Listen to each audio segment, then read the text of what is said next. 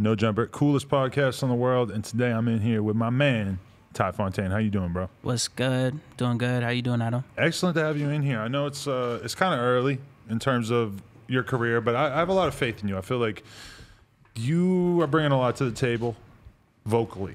I appreciate that. Yeah. You know? Mm-hmm. There's a lot of different things that somebody could potentially bring to the table as a rapper, but I feel like, you know, your vocal stylings. Yeah. I'm sounding old as fuck, but yeah.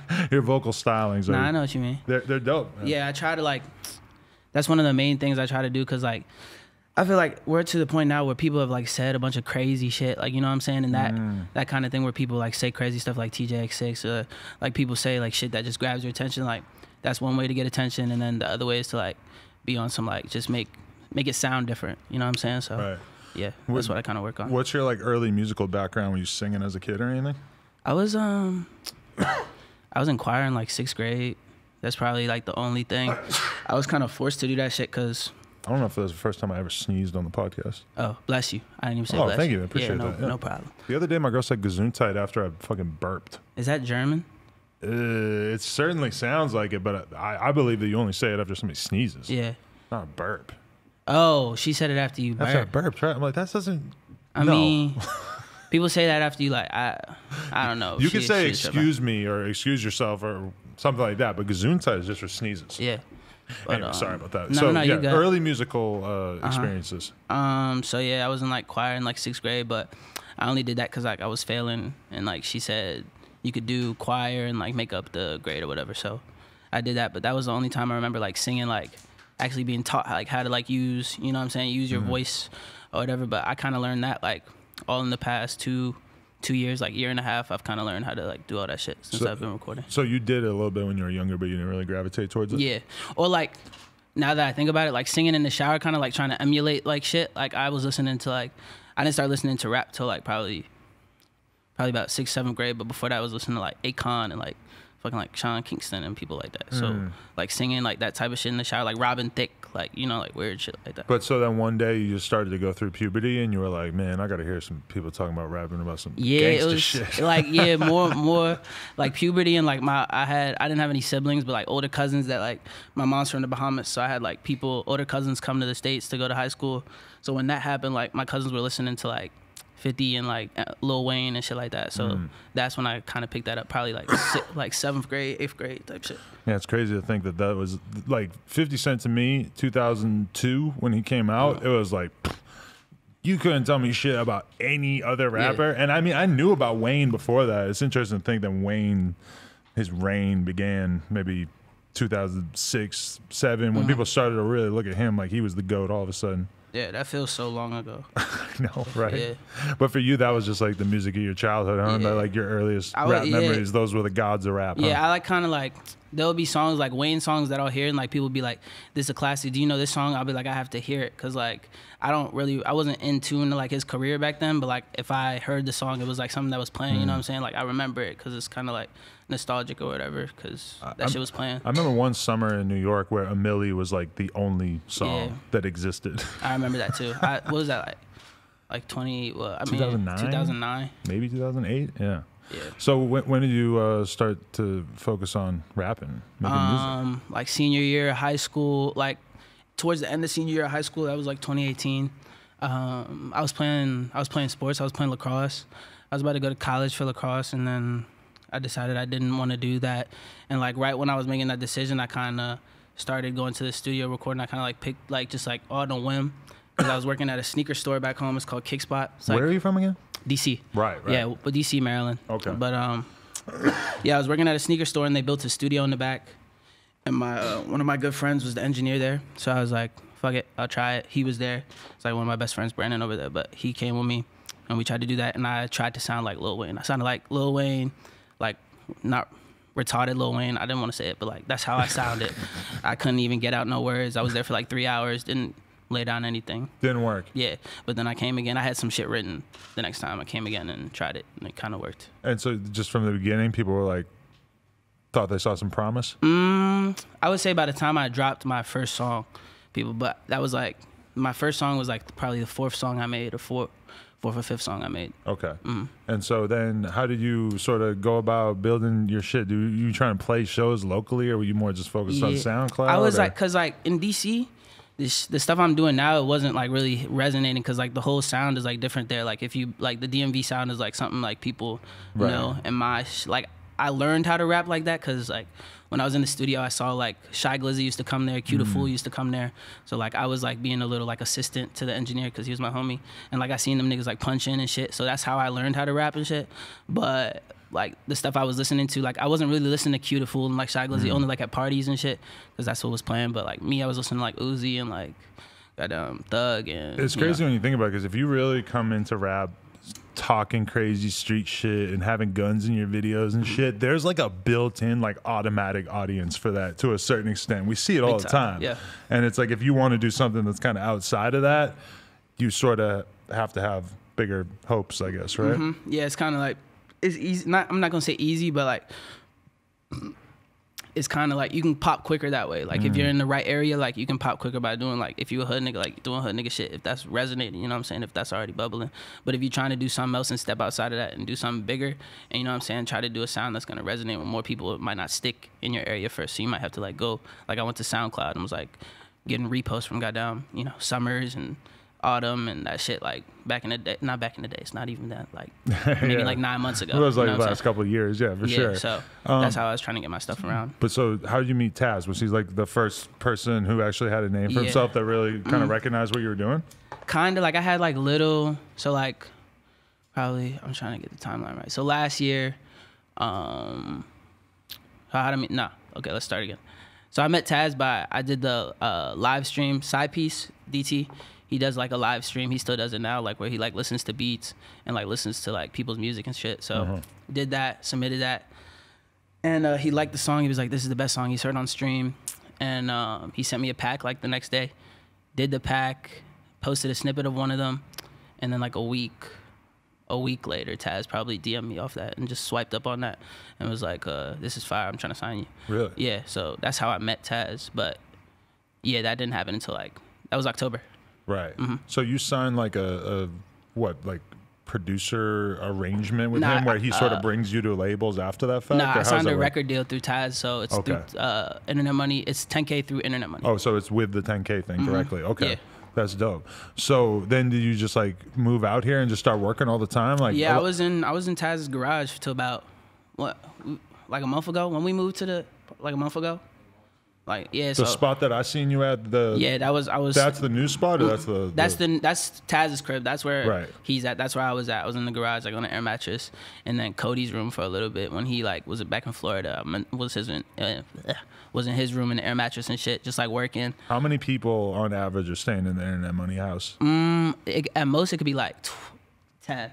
Yeah, at most it could be like 10, but like it's been like I've been there when it was like me, Taz, and Tanner. Like one time, and then, you know what I'm saying? But at most, it's like 10. But is it like a hierarchy of like who has to sleep on the floor and who gets to sleep in a bed? It's really who like has a room? Whoever like claims the shit. Like if you've been staying there long enough and like people see you, like if you're a couch, like right now, like Rio, like I feel like people that watch this will know Rio. Like Rio's like he's on the couch, like he's claimed that. But before, when he first came in, like when he first got into the group, he was sleeping under the pool table on the carpet because that was a sneaky spot. Nobody knew about that spot. He grabbed the carpet, and then when people started leaving, he was still there working. He grabbed the couch, and then when people came back from back home, they saw him on the couch and was like, okay, I guess Rio got the key. It's not claim your spot. Nobody really has like. It's like prison. It's like you have to like sort of climb the ladders I've never been of to respect prison, but like, and stuff. Me neither, really. But I've heard stuff. I've seen shows. It's like if you claim that shit, like it's really if you claim that shit, you getting it. So right. I mean, I very much like admire Taz for being able to just like exist and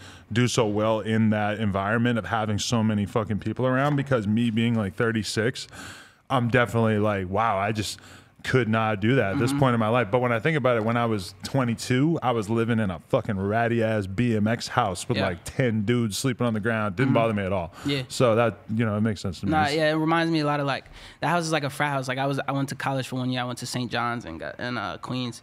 Last year I was up there.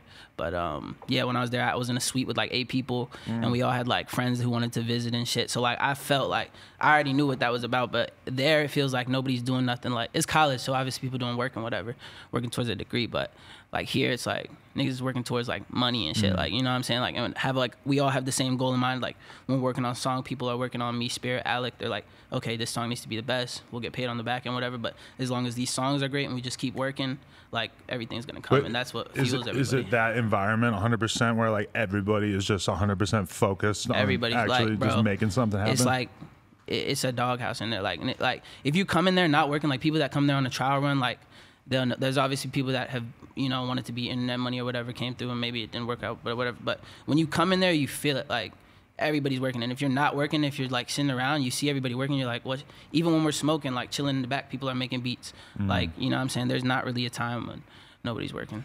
Did you like show up and get into that environment, and did your music just get like a million times better immediately because you're just around all these people who really know what they're doing and know how to make you sound better and know how to tell you good advice? I would say it's a mix of that, because like there's some people that come in that environment and like think it's just gonna be like the sauce. Like the sauce is just gonna come to them just because like Taz touches it, but it's not that. It's like it's a mixture of like I came from a sports background. Like I was gonna, you know, go to college to play sports and shit. But like when you come in, like it's like a sport, bro. Like when you come in there, it's like a team environment. Like you're trying to work hard so the team can be good, so you can be good, so you can be the best you can be. And when you come in with that mindset, like when you come in like the only thing I have to do is work until I reach my goal type of thing, like you're gonna, you know, get better and shit. Like, and everybody's on that type of time. But if you just sitting back, like your music's not gonna get. If you're recording once a day, when you have a studio for the whole day, like you're not. Compare it to sports in the sense of like, okay, if you want to be a great athlete, a huge part of that is like, yeah, you need to be naturally talented and you have to like study the game, but it's just a lot of it is just sheer hours. You need to just train like a motherfucker. And do you kind of see music like that in the sense of like,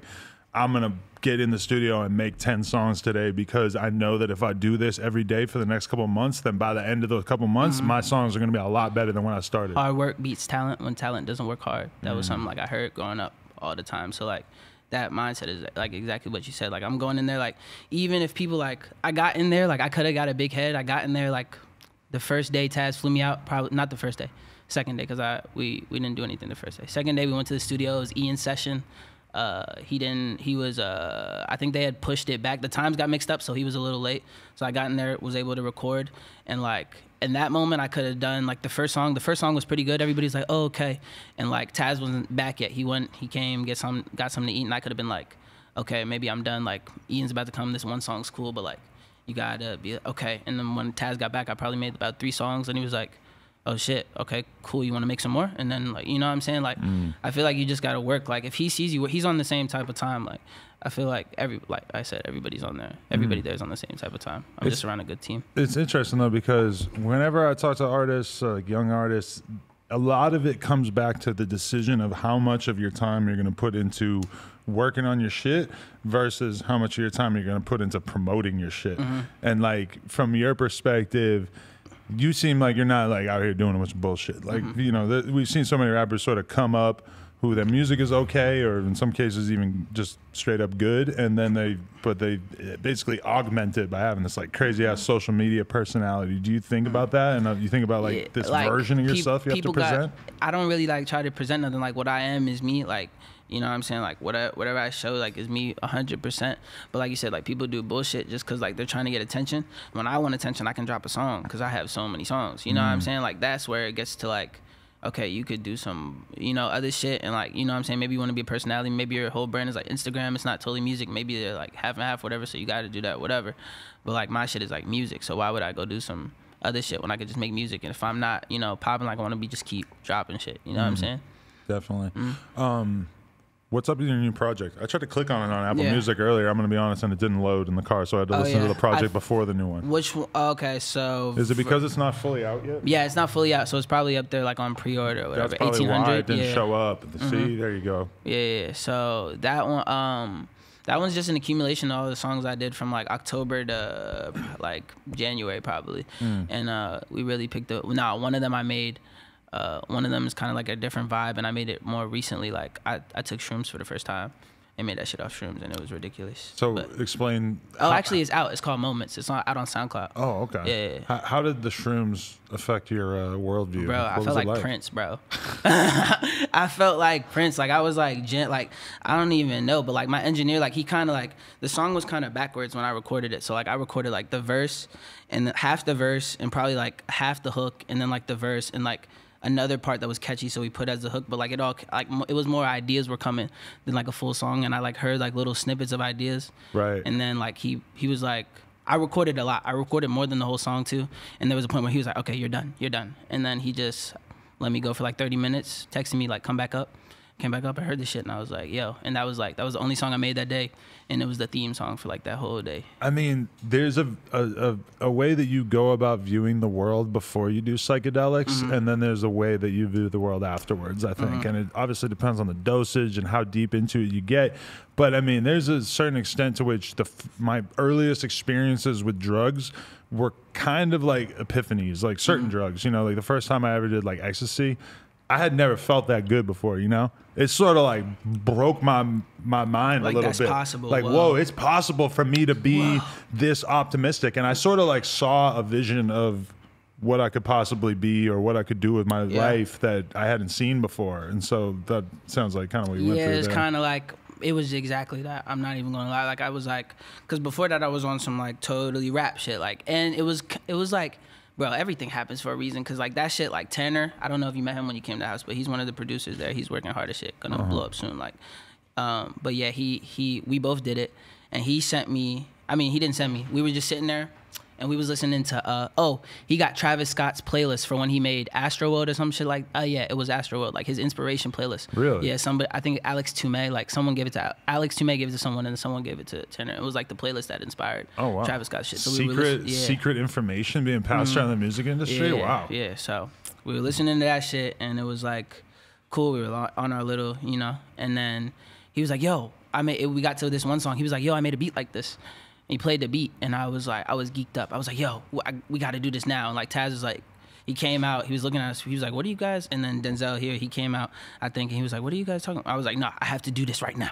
And it was like I was on a mission. So did that shit, and like, yeah, I don't know, I felt like Prince. Like I was like, I didn't know I could do shit like this. It was like, it's like an 80s vibe type of song, like, and I kind of like put a twist on it, and it was a wave after that. Like I started making more songs like that occasionally, you know. So right, I don't know. Yeah, it definitely broke my shit down, and I was like, yeah. Is it like a competitive environment in terms of the producers as well? Because you got like a bunch of artists that are trying to do the best they can. I would say more for the producers, it's not that competitive because like everybody's working. So like somebody could do the melody, somebody could do the hi-hat, somebody could do the beat. Okay. It's just as long as everybody's working, you know what I'm saying? Like as long as like, you know, it doesn't have to be like dog eat dog. Everybody can eat together, but as long as you're working, as long as people, you know, if you mooch and like if you see people like, you know, not doing nothing for the whole day and then come like right when one of the artists records and is like, oh, let me just do the hi-hats. Just not saying nobody does that, but like. But is there? Like, do you see like 6 dudes sitting on their laptops with headphones on, just like furiously hacking away at making beats at the same time? It's all a vibe. Like it's more like where I might be in the studio recording. They play beats. I don't like any of them. They come in, make shit from scratch. Might be like 3 of them come in. One person do the melody. One person do like the hat, and then one person do, you know, 808s or whatever. And it's just like all kind of meshes. It's like nobody's like, yo, let me. Right. You know, it's usually like, oh, you did the last. Okay, go ahead. You know what I'm saying? Being in that environment all the time though, do you ever have to like get away from it, and what do you do? I feel like when I get away, it's more like I'm bored because I haven't been doing this for too long. So like before this, I was in college, I was in high school, I was playing sports, and like nothing like, oh, I wouldn't really want to be doing anything else. Like when I go away, Taz has told me to take a break at least 3 times. Like actually like, yo, you should take a break, and then like we'll go maybe like a day, I might not record, and then he'll be like, either I'll be like, yo, I'm trying to record, and it'll be like, no, you shouldn't record. And I'll be like, I'm trying to record. Be like, okay, record. Or it'll be like, yo, I don't got no more Ty songs. Like, you got to make some more Ty songs. And I'll be like, fuck it. All right, bet. You know what I'm saying? Like, I don't feel like, it's never like too much of a, because this shit doesn't feel like a job to me yet. You know what I'm saying? I still have a lot to talk about. I still have like a lot different sounds to experiment with. And it doesn't really get boring. It hasn't gotten boring yet, so. Definitely. Yeah. Does it feel crazy just to like be developing an actual fan base? Because like I see you definitely have like a small army behind you when I'm looking at the YouTube comments and shit.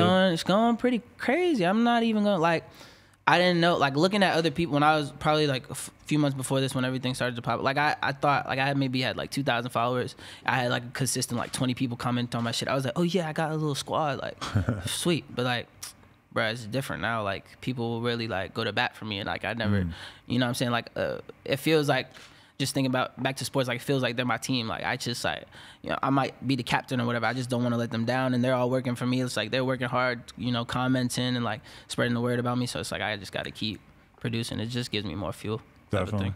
We were talking about this earlier, but so what's the attitude on drugs in the Internet Money House? No drugs. It don't happen. No drugs. Like, the mushrooms are an exception. Shit that comes from the earth, yo. Right. Like weed and like, you know, it's not, mushrooms ain't like, you know what I'm saying? Yeah, it comes from, you know, so that's natural. Yeah, but none of the pills, none of the lean, none of that will be accepted, tolerated. If he sees you with that shit, Molly, E, whatever, it's no good, because like there's no room for that. Like, and all that shit's gonna either make you lazy or just like you can't think, and like, nah.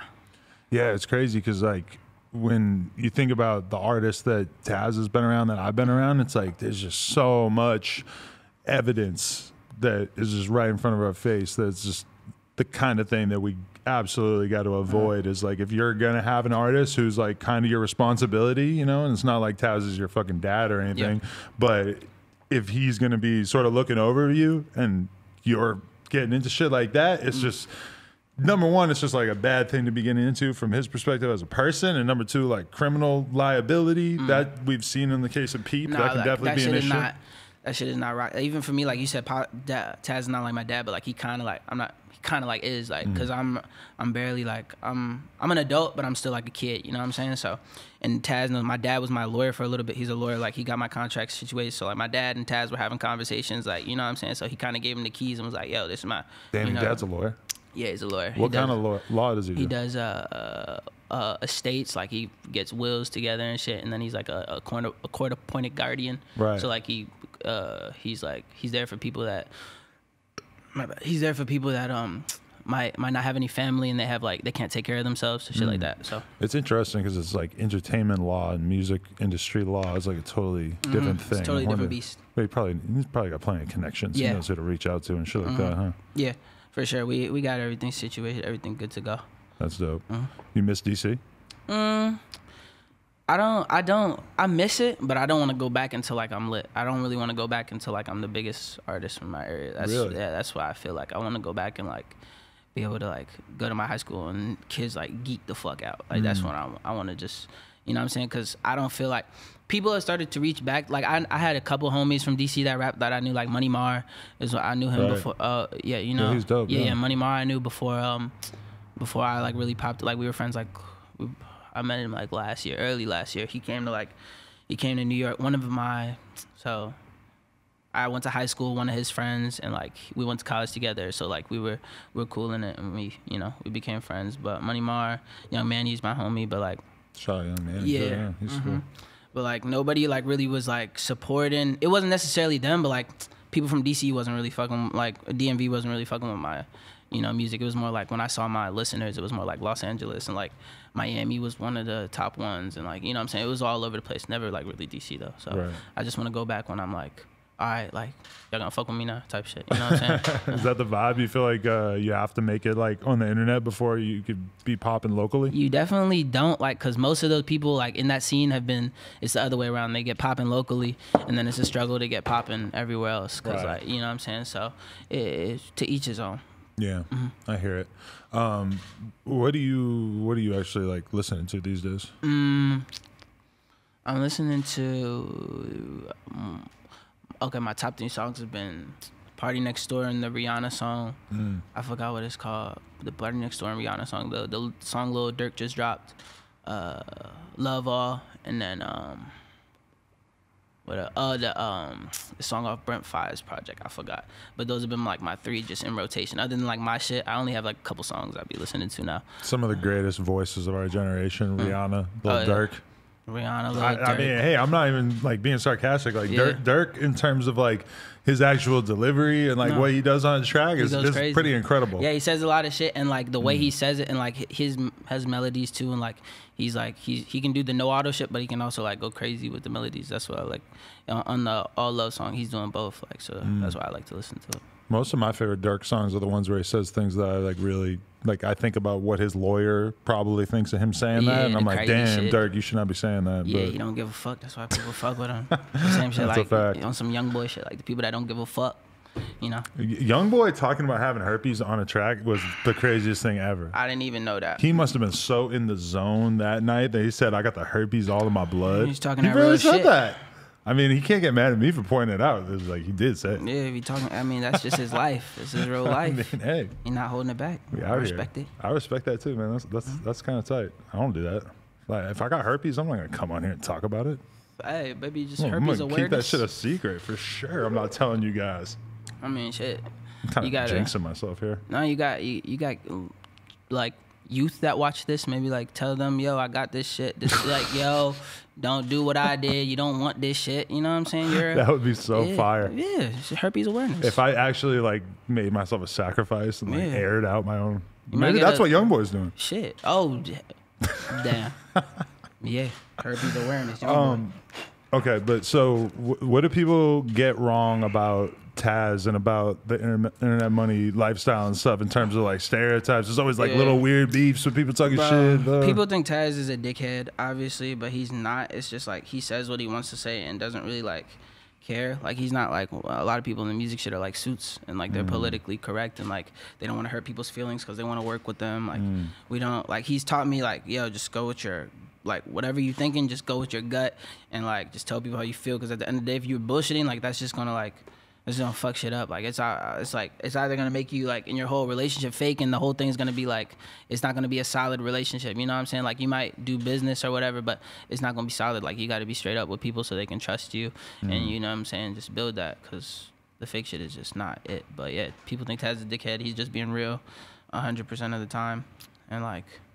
I don't know. People say like the internet money is trying to like, I don't know. I've heard like they try to get you into slavery deals or like the deals there, bro. Everybody in this music shit, nobody likes their first deal, bro. I don't think anybody in this music shit really likes the first deal they get. And like when they figure it out, when they figure out what they could have got or figure out what they think they should have got, it like fucks their mind up. It's like he didn't give me that. No, he didn't. You got to learn business, yo. Like it's just simple as that. So I think like. That's really the main thing. Nobody's getting no fucked up deals. Nobody's getting fucked over. Everybody's eating. And Taz is not a dickhead. He just says what he wants to say 100% of the time. It's weird, though, because does it feel like there's a lot of, like, young kids who are just, like, that is their actual dream because it seems, like, sort of attainable is to get signed to, like, internet money because it's not, like, getting signed to, like, fucking OVO or something. It's, like, they've seen a lot of people come up from the fucking underground and, like, come through that and all of a sudden be huge. It's definitely obtainable. Like, it's like Taz is good at what he does because like he keeps it real and like if he likes something he's gonna do it. He's not waiting for other people to like, oh, these are the statistics on it. Yo, this kid's pop. He's not waiting for like to hear other labels talking about it before he moves on it. No, it's like, yo, if he sees you working, if he sees it likes the music, really, like he's gonna fuck with it. You know what I'm saying? That's why it's obtainable because like we have conversations about SoundCloud kids all the time. Like these little kids that don't think we're talking about them, bro. Like we're talking because I don't really like other than like the people I said like I'm not really listening to goddamn mainstream shit. Like I'm like other than those songs, like if I'm going to SoundCloud and listening to something, I'm listening to goddamn Autumn. I'm listening to people like he's posted. I'm listening to like the new shit, not like this shit before. He's doing the same thing. He's trying to figure out what's next. So like all these kids like they want to be that because they've probably been in like a group chat with the kid who's gotten into the internet money or what I'm saying, they maybe had conversations with them in DM or whatever. It feels obtainable because it is. What's the policy on hoes at the internet money mansion? Yeah, so just don't bring no crazy bitches through, yo. Just don't bring nobody who's going post the addy, nobody who's going try to do some sneaky shit. Just vet the girls before, make sure they're stand up women. Man, some girls though that have seemed great to me in my life have ended up being the worst ones by far though. So you live and you learn. Yeah. But like just don't bring any like ticking time bombs to the crib, bro. They're all ticking time bombs. Yeah. Yeah. Nah.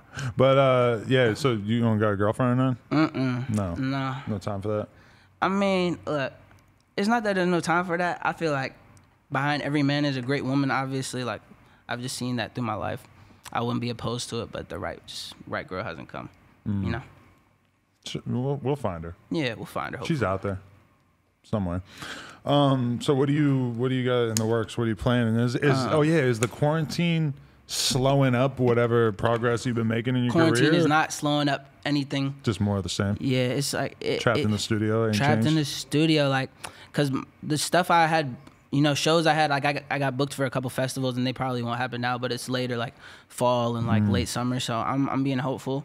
But like my whole plan was to work this whole time, cause I don't know, when you start going on the road, you might, I've heard you don't have that much time to work. So I'm just trying to get everything I can done, as much quality shit that I'm just sitting on, waiting to just unload, pause.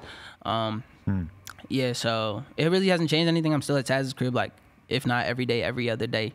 So like, Oh, so you got your own spot too? Yeah. I'm in a apartment. I live like 5 minutes from here. Oh, for real? Oh, that's dope. Oh, sick. Damn, I didn't know that anybody had their own spot too. That must be nice, actually, to be able to have your own element too. It's just a lot better. Like, it doesn't necessarily feel like work, but like when I was there, like it got to the point. It wasn't too. It was probably the last week I was there. It was like when I was getting up, like I just didn't want to work. Like I just was like, I just don't. But, I wouldn't want to live in the same place I do podcasts. Like if my bed was over there, that would be kind of weird for me. Different. And there was people there was a point when I was actually sleeping in the studio. You know what I'm saying? Like for my first couple weeks, and like that. Well, that was different because I felt like, okay, this is the dream. Like, yeah, I got a studio to myself. Let's go. But, it's weird because like when you first come out here, like just being an artist who's just super hungry to do anything, fuck it, like sleep in the studio, sleep on the couch, do whatever. But then as you get more and more established, it's kind of like you go through this process of realizing like, oh, I'm going to be more effective if I find a way to sort of balance my life, to be able to rest and then get back to the music, whereas at first you're so thankful to even be in that environment that you're just like, I'm going to just go crazy 12 hours a day. Exactly. Like, so getting my own place, like really just gave me like my own spot to think. I don't have to I love those guys. Love them to death, don't get me wrong, but like I just have my own space. It's just me and my mans, and like where I can just go into my room and not hear shit. Like I don't have to hear no beats going on. I don't have to hear people like yelling and laughing all the time. I can just sit back and just cool it, put on some Netflix, put on some fucking Rainbow Six Siege, play some video games, whatever I want to do. How's your toilet paper supply? Yo, it's pretty good. I just ordered a bidet, Tushy bidet. Really? We're going crazy. Yes. Wow, those are probably like sold out and backed up and shit. I don't. When I was on the website, it was about a week ago. Shit's supposed to come in next week, and nothing was on back order. It just takes I think they make it first. I don't think they have them made. I think they make it first. They make it to the shape of your ass. Nah. I don't know. You have to send them a mold. It's like a grill. Yeah, you gotta measure your. Yeah, so they get the spray just right. No, I'm gonna be honest with you. I've been to a whole bunch of different countries that have bidets, and for people at home who don't know, a bidet it's a little thing. It shoots water up into your ass to clean it off. I've been in so many different countries that have it, but I never used it. Bro, I'm not even gonna go deep into it, but it's a great investment for you. You have a lady. You know what I'm saying? If you do, booty stuff, it's a good investment. It keep you clean. And regardless, you just want to be clean, so bidet. Maybe I'll get one. Yeah. The toilet paper, you see it. Like, when you use toilet paper, like, the little flakes you got to use wet ones. When I was using toilet paper, I was using wet ones. So, yeah, but the bidet. And sometimes, it might be a little too graphic, but sometimes, I'm waking up, I'm drinking coffee. I might have to take a couple of shits. And then it's like you have to wipe your ass a couple of times. It's like you sort of... And then it's hot, and it's... But, yeah, all the, why not just have a jet? Yeah. Yeah. Yeah.